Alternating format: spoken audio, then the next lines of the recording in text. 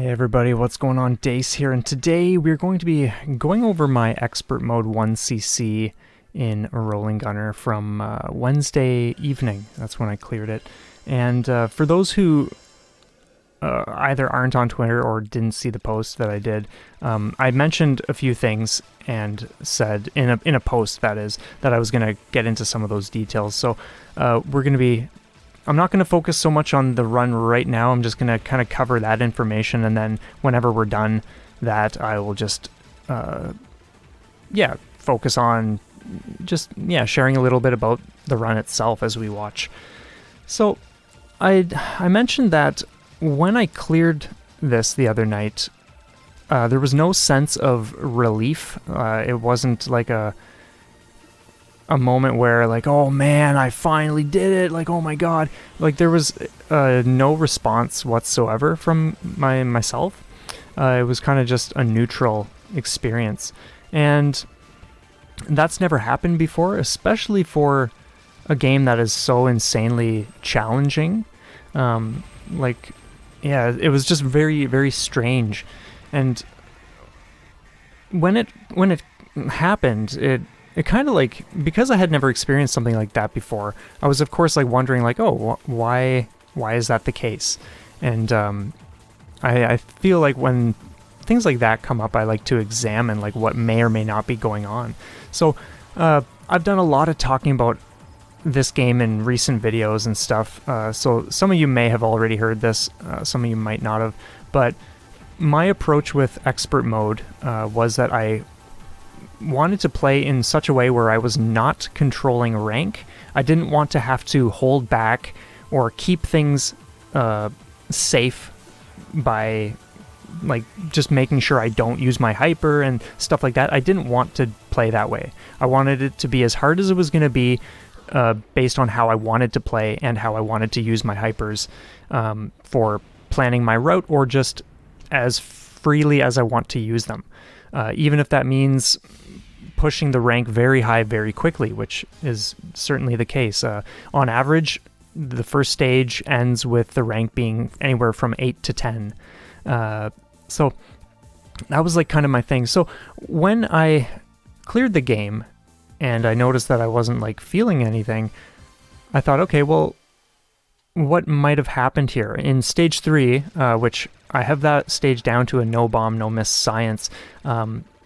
In this run, I had like a fumble, and I think I used like 2 bombs or something like that. So my first thought was like, oh, well, okay, did rank drop enough because of that to essentially make the game easier and like the bullets slower? Like, did I have an easier time clearing it because of the fumbles there or something?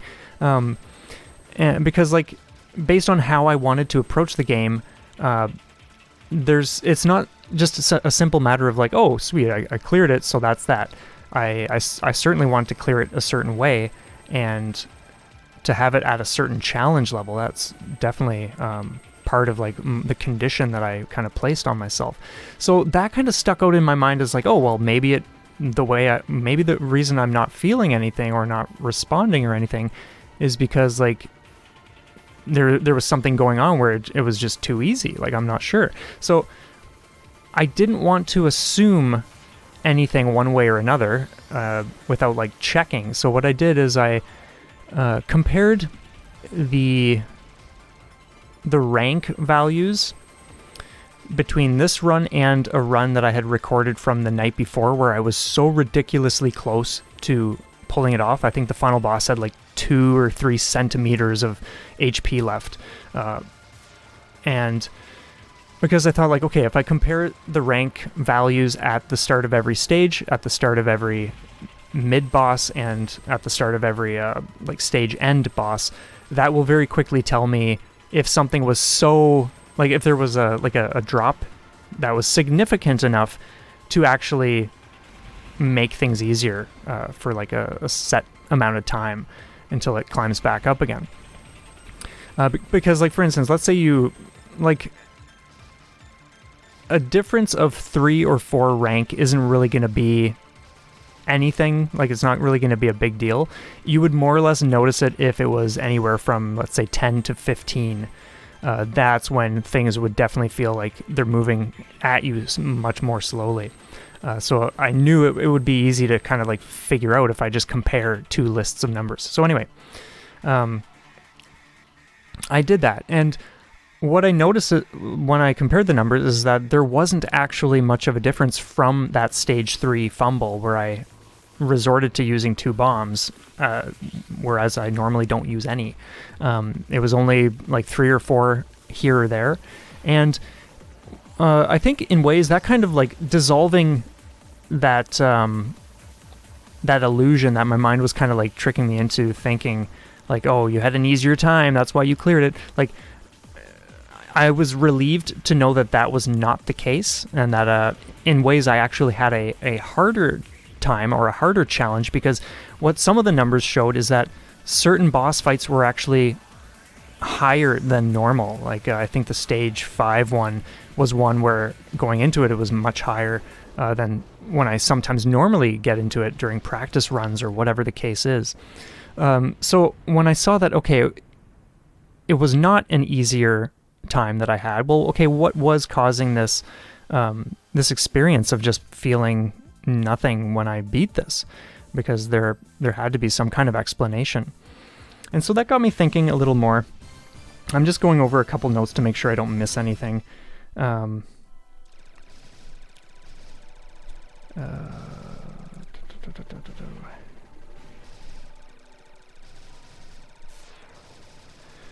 So I think... So yeah, okay, just, yeah, excuse me, I'm just like taking a second to gather my thoughts and stuff like that. So it's interesting because when I cleared it, Autumn was sitting behind me. She was at her computer doing some work, and when I cleared it, I just said the words, "did it." And right away she noticed that that is not like the typical response when I clear a game, because like she's been around when I cleared Crimson Clover Arcade Original and just like that, like, oh my god, like as if, like just that intense release when you know you finally did it after weeks upon weeks of like sticking with a game and just like all the challenges and everything. So we talked about like, okay, what else may have been going on, because she was also there the night before when I almost cleared the game, and she heard like me just being like, oh, I was so close. And I think if I had cleared it that night, I probably would have had some sort of response, because I think what happened is like during that night I was in a 2-hour session where it was like each run I was getting so much closer. And I think when you have that charge or that build up, there's just something to actually release. Whereas the night when I actually cleared this, I kind of went into it just thinking like, okay, well, I didn't get to play earlier today, so this is the first run of the day. I would not have been surprised if I kind of just messed up a bunch of things and wasn't playing very well or whatever. So I think because I went into it just kind of being like, oh, whatever, there was really no buildup of any sort, or there were no previous runs that day to see a progression, like getting closer to finally beating it or anything like that. So I think part of that, or that was part of what contributed to me not really having a response. Another huge factor, one of the main things I feel, was that... Actually, two things. The first is I've been playing Rolling Gunner for about 3 months now. Now, the first part of that was casual mode for the first 4 days. And then I took, I'm not sure, at least 2 weeks, maybe 18 days or something like that, to do original mode. And then 2 months and a few days, or whatever the case was, to do expert mode. So in that sense, it was kind of like I had like an initial chunk of the game, like the first few weeks where like it was just so much learning, just tons of learning, a very concentrated chunk of just huge time investment. And I think after that, I took a bit of a step back. Like I still played every day. I did not miss a single day since starting casual mode. But I think just kind of like shifting gears a little bit at that point and making it more about just like, okay, we've done the bulk of the learning, now it's just kind of like filling in the blanks, so to speak, with less pressure and less like, okay, we gotta like be doing all this stuff. So in that sense, it was kind of just like part of my daily routine, just like, okay, yeah, this is just naturally what I do in life. So I think that kind of contributed to it not really phasing me when I finally did clear it, because it was just like, oh, well, yeah, like I'm playing today just like I play every day. Another huge thing is that, so I have never once thought of myself as someone who would ever have like a main shmup, like the one you play for the rest of your life. That idea has always kind of turned me off, to be honest. I don't have anything against like that approach if that's what people click with. But for me personally, like just the idea of it kind of rubbed me a certain way.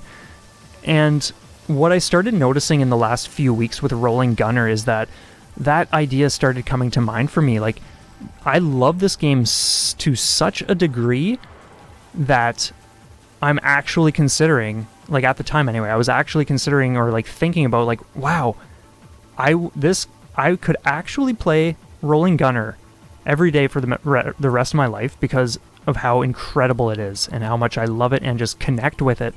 And I'm just like establishing this relationship and this connection and all that kind of stuff. So I think because another thing that kind of just like contributed to me not having a response when I cleared it was, in my mind, I kind of already knew deep down that like clearing it for the first time is not necessarily the end goal. That's it's not like I clear expert mode and I'm done with the game. It's off my plate, I'm moving on. It's like, no, that was not my vision. Like if anything, this first clear is just the beginning of the experience. It's like I feel like I'm still in my infancy with this game. There's still a ton that I want to explore, puzzle things out, like just clean things up, figure out certain sections that are still a struggle or that can just be improved upon. And so I think deep down I knew that like, okay, so what? I cleared it. Like that doesn't mean anything is over yet. It doesn't mean that I'm done with the game or anything like that. So I think, yeah, in ways it was me not feeling anything really, like not being phased when I finally cleared this game. I think it was just a combination of different things, which I'm trusting I've kind of explained in a clear enough way as I've been kind of just going on and on nonstop. So yeah, that's that part. Yeah, honestly, I'll probably say it a few times as we go, but like this game is just off the charts incredible to me. Like, oh, it is just amazing. But yeah, that's more or less, I'm just going to quickly go over, that's more or less what I want to share before we buckle down on focusing on like the stages themselves and stuff.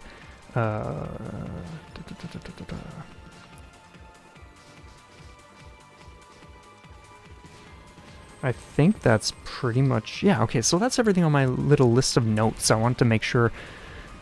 I did do one take of this before. What I'm kind of noticing sometimes is that, like, not just with the coffee sessions, but certain commentaries, it's much more rare with the commentaries compared to the coffee sessions, but sometimes I do remember something after the fact, and it's just like, oh, I really, really, really wanted to include that, so I'm just going to do the whole thing over, because, like, whatever.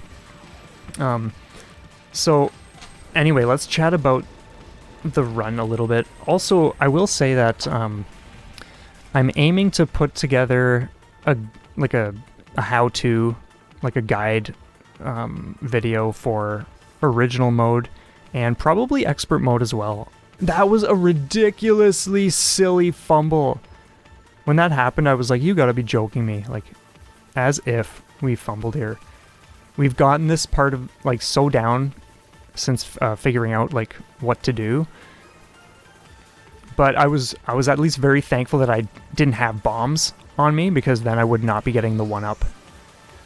So as long as I don't take a hit here. Or bomb, of course. Then we get the life. So just to tie things, actually, before we start focusing too much on the stage, just to tie things back, to like how my initial thought was like, oh, you must have had an easier time with the game. I was just like, yeah, like I said earlier, I was relieved, and what actually happened was kind of what I knew needed to happen. I just had to play better to get to the final boss with just a little more to work with in terms of resources. I knew that was going to be the case because I had numerous times where I would make it to the final boss, and it was always like a matter of if I just had one more life, or if I just had one more bomb, this would have been it. Like, that's all it would have taken. And so another thing I checked when I did the rank comparison is I also checked like however many lives and bombs I had going into the final fight. And I did have one whole extra life and I think 2 bombs. And so that was like, because I had played more cleanly and well enough to make it to the final boss with that little bit extra, that was just all I needed to push through this first clear. But it's wild to think about just the time investment, like hundreds of hours into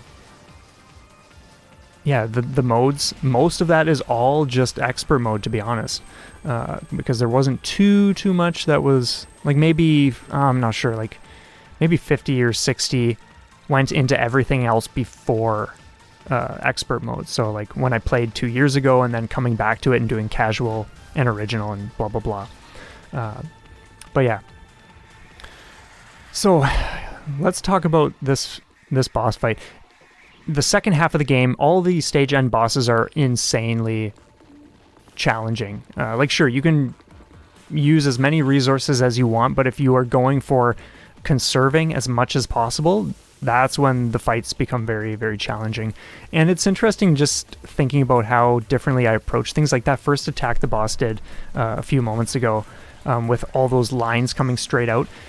When I first started tackling this boss, I would like attempt to stay in between the lines. Sometimes you automatically shift into like approaching things in the most difficult way imaginable, and then eventually you clue into the fact that, oh, you can just do something easy, like going up to the top of the screen, luring them there, and then down, and then up again like I did. But yeah, it's a really, really nasty fight. The pacing of it in terms of how you budget your resources and how long some of these attack patterns last is pretty rough. But I was stoked to make it here in the condition that I did. And right now I'm in like an ideal... Well, sure, like it could be better. I could have more bombs and stuff like that, but that's just going to come with time. But for this situation specifically, I was more or less in the ideal position. Like I have 1 bomb. I do not want to use it in this fight no matter what. I want this 1 bomb for the mid boss of the next stage.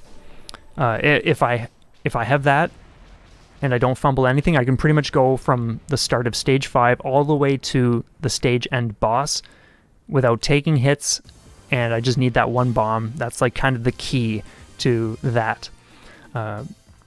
Until, of course, I figure out or just play better to deal with the mid-boss without the bomb. But it's a really, really intense fight. So, now, ideally, you're not entering this stage already in your hyper mode or the second level of it. So, you need to be really, really careful here. But I was so thankful that I didn't fumble that initial corner maneuver. That's how I always do it. But like I said, it's way, way more risky when you're in hyper. So when I made it through that whole initial burst of this level, I was like, oh my god, like we can actually, like, as long as we don't fumble up anything ridiculous and we just stick to the plan that I've created for this stage, we are doing really well. Because like I have 5 lives right now. That's like almost unheard of when you get to this stage. But man, this game is just such a blast to figure out. I'm telling you, like, yeah, I was recently talking to a buddy and he was wondering why I like go up in the difficulties instead of just like or like in a rough sense. It was a while ago that we had this chat, but the idea was kind of like wondering like why I just push deeper and deeper into a game. And I think it's a great question, and it's actually something I've been wanting to talk about. I'm so thankful I did not fumble that. Oh my god. And now we are into the boss fight, because if I had fumbled that, we would have been without the bomb we need to get through this whole thing. And that was a bit of a risky section there coming up to this guy with like some of those things. But anyway, here we are, and we're going to deal with him accordingly. I'll get back to that little story I was telling, but this safe spot here, actually I learned from Bare Knuckle Roo. I had watched his clear of expert mode like a year ago and had commented being like, oh my god, I had no idea this safe spot existed, and then I forgot about it.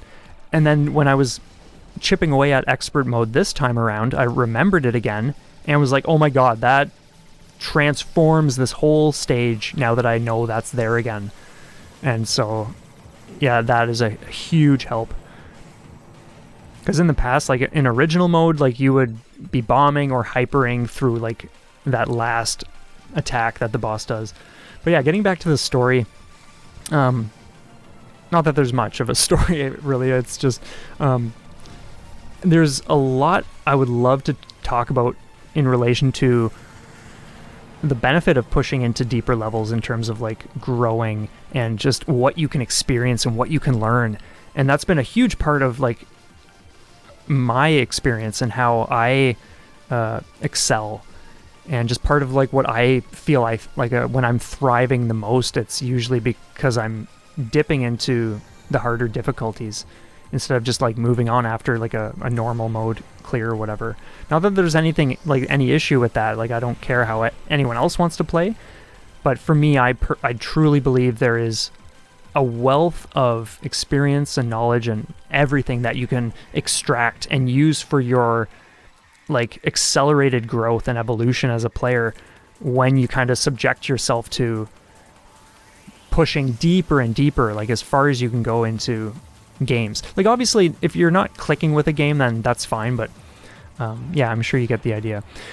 So that full auto refill that we just said, or that we just saw, I put that in here specifically. I don't recall if I stumbled upon it or if I was just kind of experimenting with times where the screen was full of bullets, but when I found out that I can get a full refill at that point so that I have it ready for this nasty attack, that was just huge. Normally, I don't like bombing there, but I wasn't going to take a chance. I just don't want to lose lives right now. I want to do everything in my power, but yeah, that's just part of the amazing thing about digging so deeply into a game. You kind of learn all these little like things relating to timing or budgeting or position, like all these little tricks and whatnot. Oh, the hit there, that was so silly. And that's part of what really excites me about just digging in so deeply. In the past, I would attempt dealing with this pattern like in the middle, and then I realized like I kind of had a suspicion that, you know what, why don't I just see if I can get away with circling with these things? It felt chaotic the first time, but sometimes you'll have this idea but you won't act on it, and then a few weeks later when you're like, okay, we actually do need to clean up because we're not doing well enough, we don't have enough resources near the end, so somewhere we have to clean something up. And that was one of those things where it's like, okay, I have to experiment more with circling around this thing, because if that can save me a bomb, or if it can give me a little more extra time to build my hyper gauge, that is transformative stuff when it comes to like a difficulty mode like this, and like just a challenging game in general.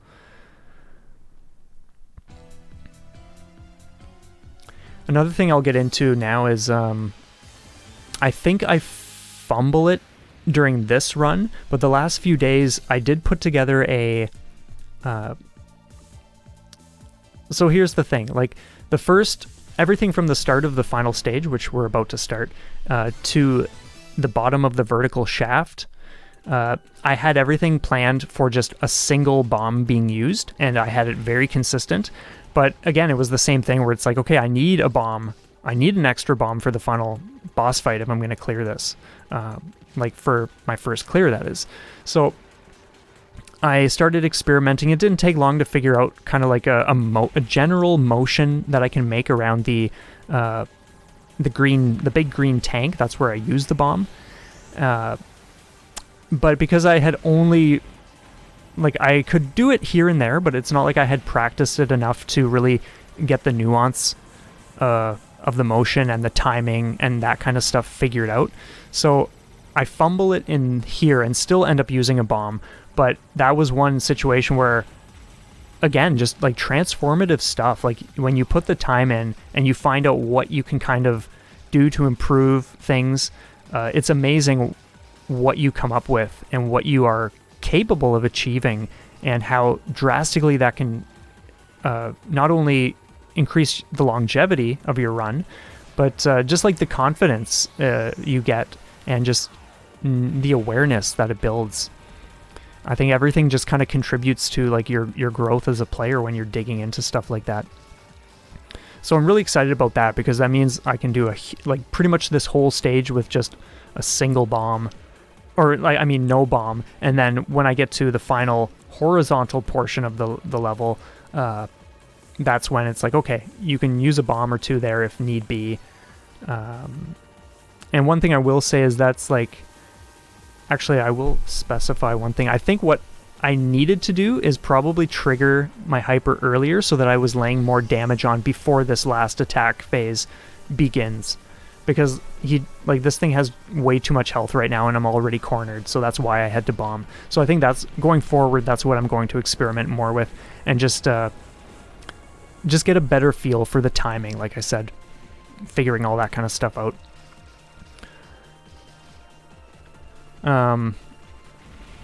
But yeah, the last horizontal scrolling section in this stage, actually, no, I'm going to mention one more thing first. Normally I have this timed way, way better, but this time that was incredibly close. I was so thankful to get that hyper ready right as I needed it, because that would have just been a hit taken for sure.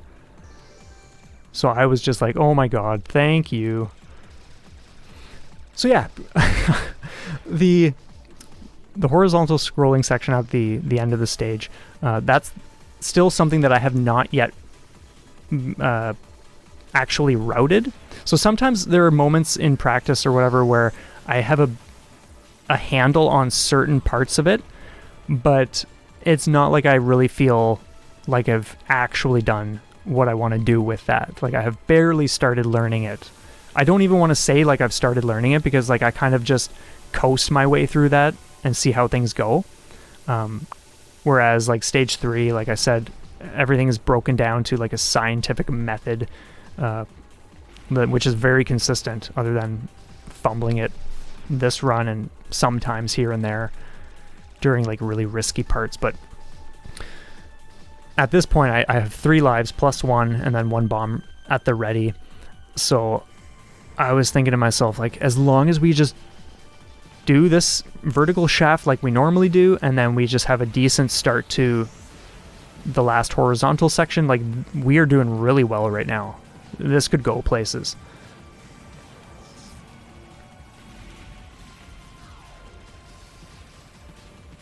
Now, oddly enough, that hit right there, like, that never happens. There are almost never... Like, it's not the first time I've seen shots coming straight along the bottom like that, but that is extraordinarily rare. So when I took that hit, I was like, you gotta be joking me. And the chaos of this section right here. But I'm just, like, hanging on. Normally, I never go to the top. I have no idea what I was thinking here. But if you just stay at the very bottom and shoot straight across, you deal with all the yellow tanks. But somehow it worked out until I took that hit.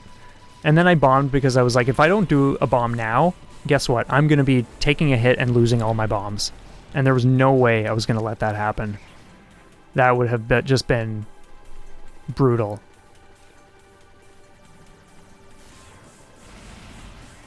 So at this point, I'm just like, I do not want to mess anything up.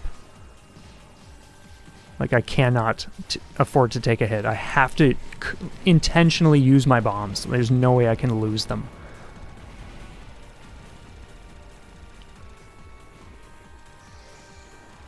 Those turrets are nasty. They are truly nasty.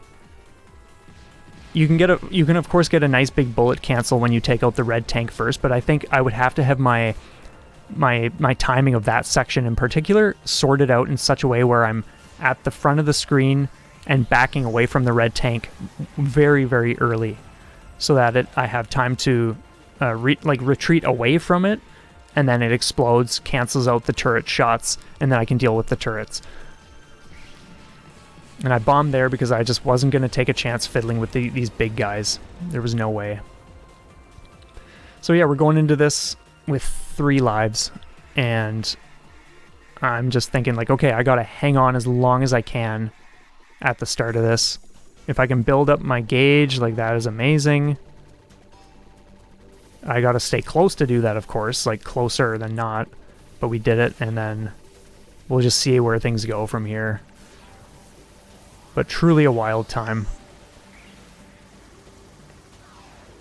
And there was something I experimented with in this. Normally, during that opening attack, I'm higher up on the screen, so it was neat experimenting with being lower. And there's another attack I'll point out momentarily, where 2 like spiral attacks are kind of like fanning out. And normally I would be in the middle of the screen for that, which in some ways, like, it's kind of like just an absent-minded situation where you're putting yourself in like the worst possible position compared to like much smarter locations. And so I think that made a huge difference too, just sampling that position for the first time. I think this is it, yeah. So I put myself down here because I realized, you know what, why don't I just make it so that I can kind of just have an easier time dealing with what's coming straight at me. Like, sure, I still took a hit, but it was a lot cleaner than when you're in the middle and dealing with the crisscrossing trajectories, as opposed to just knowing like, okay, some stuff is coming at me straight, so there's less to kind of like process in that way. It's kind of tricky to explain, but... So there's quite a bit of the boss's health left, and I'm already down to 2 bombs, and my hyper is barely filled. So it's certainly like, I knew like there's potential to pull it off, but this last attack, you have to have your stuff ready. Otherwise, like, you're not going to really get anywhere. So I was like, at this point, again, like, this is down to the wire, and yet I wasn't even feeling a certain way. I was very calm during this and just kind of like, okay, well, I've been here oodles of times before. I either have the timing to bang this out or I don't. And boom, we just did it. So that's that. Now, of course, no TLB, but that's something to chip away at going forward over the coming time.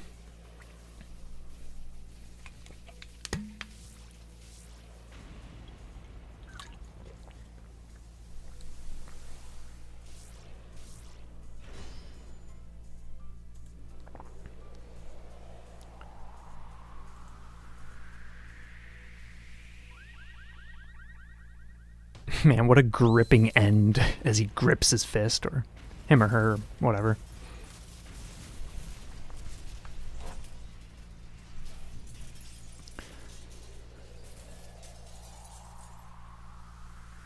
I always love how exquisite this screen is. The background art is just incredible. There is just a ton about this game that is so well done.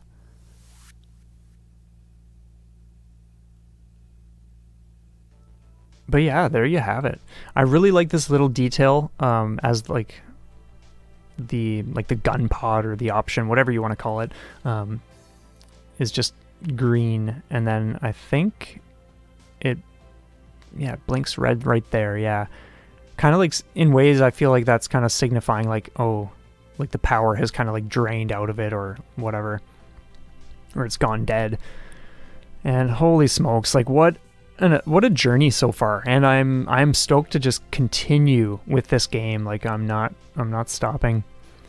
There's way more to do, as I mentioned, and just I love it. Like this, it's just so wild being in a situation like where you feel this kind of connection with a game for the first time.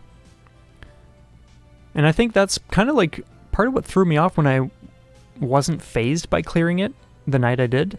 It's like when you're experiencing something like that, where like in the past, every other crazy hard clear you've done, it's just been this overwhelming moment of relief. I think when you have a situation where you don't feel that, it's just because like it's not a negative thing. It's certainly not an unpleasant thing. It's just a different thing. And so it takes just a bit of sitting with it and kind of like I said earlier, like examining, seeing what you can piece together to like figure things out as to like why that might be the case. But anyway, thank you so much for being here, everybody. I trust you enjoyed this chat. If you missed the last coffee talk, I recently started a Ko-fi or coffee account. So if you'd like to contribute to the channel, to me, I will leave a link in the description.